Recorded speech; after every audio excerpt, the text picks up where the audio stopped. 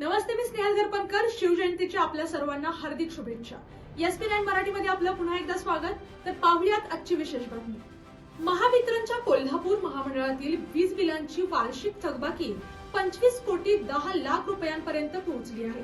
मात्र यापैकी आतापर्यंत अवघी 4 कोटी रुपयांचीच वसुली झाली असून हे प्रमाण केवळ सुमारे 10% आहे. वसुलीचे प्रमाण अत्यंत कमी असल्याचे चित्र समोर येत आहे.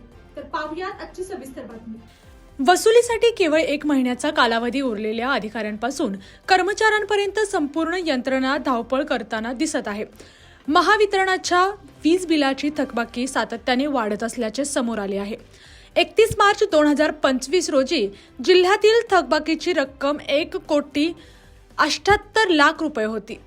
मात्र वाढत्या थकबाकीमुळे 31 जानेवारी 2026 पर्यंत ती तब्बल 25 कोटी 14 लाख रुपयांवर पोहोचली आहे. थकबाकीत घट होण्याऐवजी ती प्रचंड प्रमाणात वाढल्याने महावितरणच्या कामकाजावर प्रश्न उपस्थित होत आहेत. बिलाची मुदत उलटल्यानंतर वीज जोडणी तोडण्याबद्दल कठोर धोरण अवलंबले जात आहे. तरीही इतक्या मोठ्या प्रमाणावर थकबाकी कशी साचली याबाबत चर्चा रंगत आहेत. सत्यस्थितीत केवळ 4 कोटी रुपयांचीच वसुली झाली असून अजूनही 21 कोटी 14 लाख रुपये बाकी आहेत. उर्वरित रक्कम वसूल करण्यासाठी प्रशासनाकडून मोहीम राबवली जात असून लक्ष्य पूर्ण करण्यासाठी काटोकाट प्रयत्न सुरू आहेत.